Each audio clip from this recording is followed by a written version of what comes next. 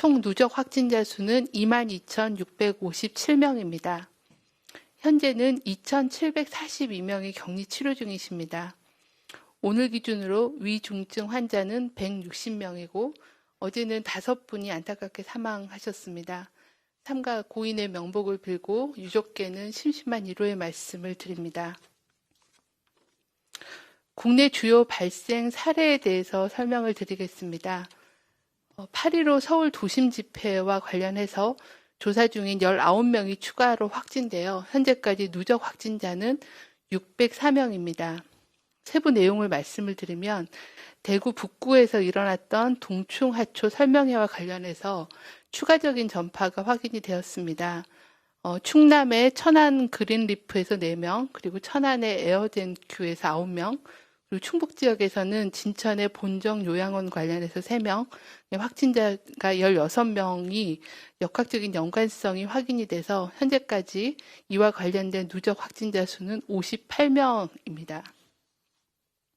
서울 서대문구의 세브란스 병원 관련해서 조사 중인 14명이 추가로 확진되어 현재까지 누적 확진자는 총 46명입니다. 고양시에서 발생했던 일가족 감염 사례에 대한 부분이 세브란스 병원에 간병하는 과정에서 감염된 걸로 추정이 되어서 세브란스 병원과 관련된 집단 발병으로 재분류가 된 상황입니다. 경기 부천시의 남부교회 관련해서 9월 10일 확진자가 확인된 이후에 현재까지 총 15명이 확인되었습니다.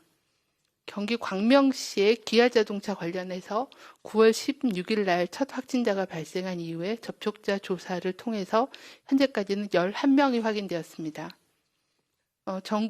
경기도 고양시의 정신요양시설인 박예원과 관련해서 9월 15일에 첫 확진자가 확인된 이후에 현재 접촉자 조사가 진행 중이며 직원 3명, 가족 1명, 입소자 7명을 포함해서 총 11명이 확진되었습니다.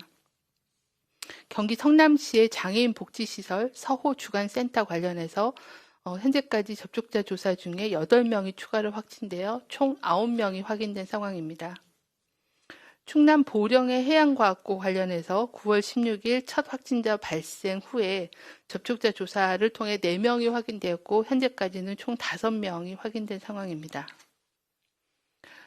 다음은 해외 유입 사례 말씀드리겠습니다. 해외 유입 사례는 어제 8명이 확인되었고 내국인 5명, 외국인은 3명이었습니다. 추정 유입 국가로는 우즈베키스탄이 4명으로 많고 필리핀, 인도네시아 등이었습니다. 현재 위중 중증 환자는 160명이 관리되고 있습니다. 연령별로 보면 60세 이상이 137명으로 전체 위중증 환자의 85.6%입니다. 사망자인 경우에도 연령별로 보면 60세 이상의 사망자가 전체 사망자의 93.8%를 차지하고 있어서 60세 이상에서의 위중증 환자와 사망자가 지속적으로 많은 상황입니다.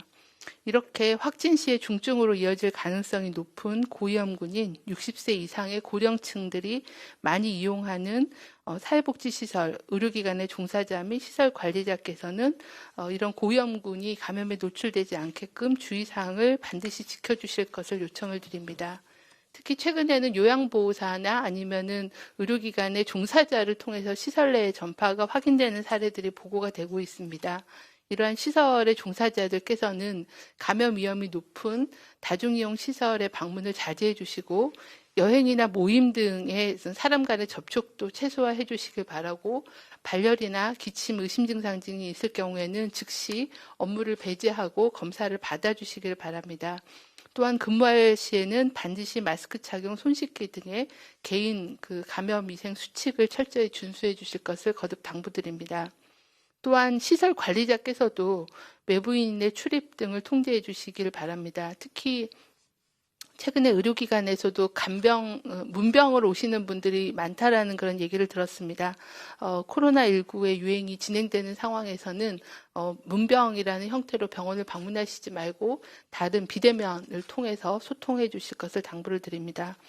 또한 휠체어 등 공용 물품이나 아니면 특히 손이 많이 닿는 부위인 손잡이, 문고리 등 손이 많이 닿는 곳에 대해서는 주기적으로 표면을 닦아주는 소독을 실시해 주시기를 바라고, 또한 환기가 매우 중요합니다. 적어도 매 시간 환기를 적절하게 시켜주실 것을 당부를 드립니다. 또한 입소자나 환자에게 증상이 있는 경우에는 즉시 검사를 받아주실 것을 요청을 드립니다.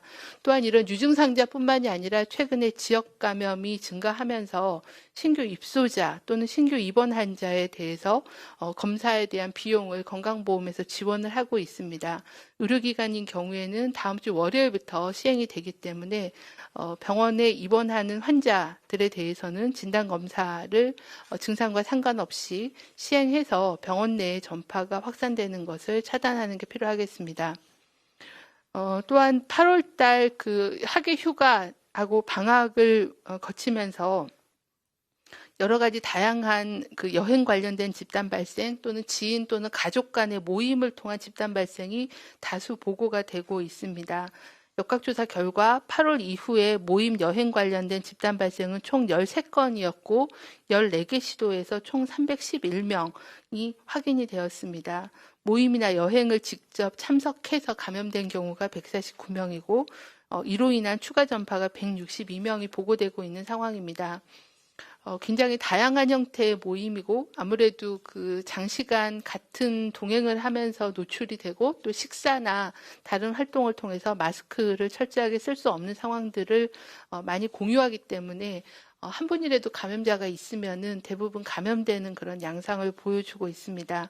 특히 다른 사람, 가족 이외에 다른 사람들을 만나는 행위 자체가 감염 전파를 일으킬 수 있고 또 감염에 노출될 수 있는 위험성이 있습니다.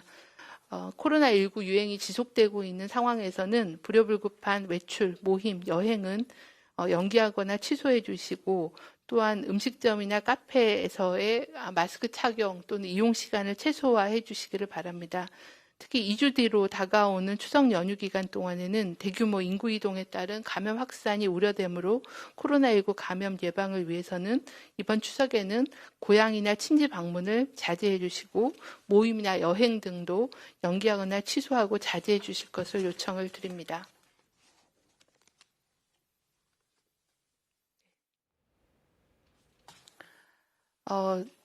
추가 말씀을 좀 드리겠습니다. 전 세계적으로 코로나19의 누적 확진자가 17일 오전 집계로 3천만 명이 넘어섰습니다. 유행이 장기화되면서도 증가세가 전혀 꺾이지 않고 각국 정부에서도 봉쇄 정책을 강화하는 등 유행을 통제하고 있지만 코로나19가 굉장히 높은 전염력과 전파력을 보이기 때문에 통제가 어려운 상황이 지속되고 있는 상황입니다. 코로나 종식은 당분간은 기대하기가 어렵고 코로나와 함께 안전하게 살아가는 일상, 건강 습관을 정착시키고 생활하는 것이 매우 중요합니다. 코로나 예방을 위한 중요한 건강 습관으로 저희가 마스크 착용에 대해서 계속 강조하고 있습니다. 많은 분들께서 마스크를 셀프 백신이라고도 하시고 또 안전벨트라고도 표현을 하고 계십니다. 오늘 많이 보도된 내용 중에 마스크 한 장의 위력과 관련된 보도가 많이 되었습니다.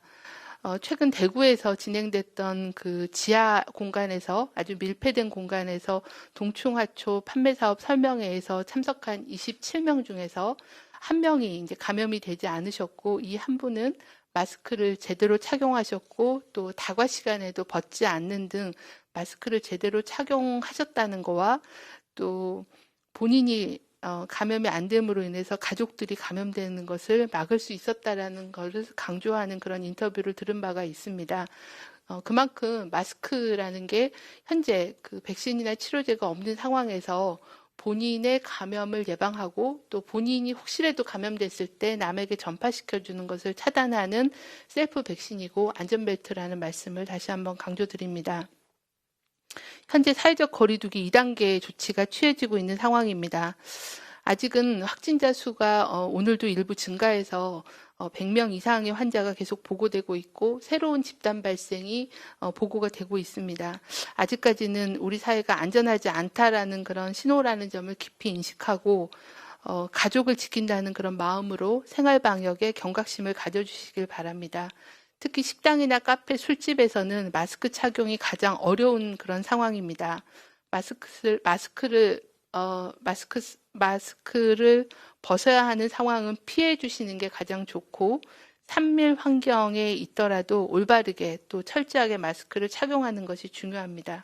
마스크 착용, 손 씻기, 거리 두기를 나부터 지키면 우리 모두가 안전해질 수 있다는 점을 유념해 주시기를 바랍니다. 당국도 유행 억제에 최선을 다하겠습니다. 네, 지금부터